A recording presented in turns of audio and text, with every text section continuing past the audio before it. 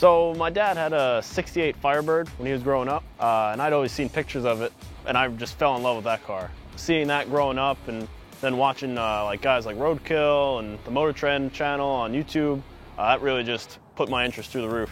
So when I was 16, I got my first car, and it was a '72 El Camino, and I just started from there. That's where I went. The car started out, it has 56,000 original miles on it, and it's sat inside since 1984, I think is the last registration. So it's had a rough life. It started out from bright orange from the factory. It was a factory 4-speed car, 350 engine, great car. Then they painted it blue. Then they painted the interior black from brown. And then they painted it gray. And then they crashed it.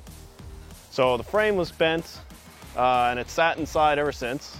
Then we bought it, and we took the entire body off in our driveway, sent the frame out to get straightened, ground everything, sandblasted it, painted it, and just redid just about everything. So this is my 1971 Corvette. This is the heart of it. This is a 5.3 LS from a '99 GMC truck. It's a stock bottom end motor. It's got brand new piston rings in it that I opened up myself. It's got 799 aluminum heads on it. It's got Texas Speed valve springs, a Texas Speed Stage 4 turbo cam, stock intake, fast 85-pound injectors, Flowtech up and forward turbo headers, and Holley Terminator X ECU. We're going for bare bones and lightweight. So it's going to have a custom-made aluminum dashboard made by myself. It's going to have the Holley ECU control panel mounted on there, a couple switches, couple key panels. So this is the rear suspension setup on my '71 Corvette. It's a quick performance forward 9-inch housing and center section. It's got a Chris Allison's Chassis Works universal 4-link setup that I custom fabricated to fit in here.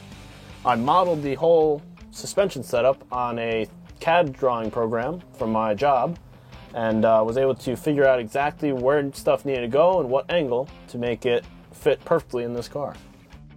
So this is the GT45 Turbo from Max Peating Rods.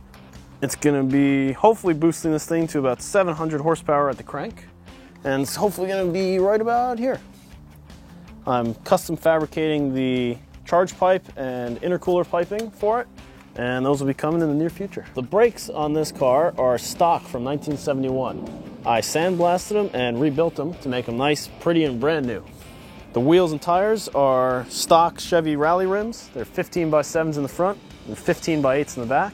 We actually bought it from a friend of ours who had a body shop around the block from our house, and he was closing up his shop, and he was getting ready to scrap the car. So I was like, no way, don't do that, I'll buy it from him. So we bought it from him, and it just kind of sat for a year or two in the planning stages, and then Hot Rod Drag Week was coming up, and I decided, you know what, let's try and build it.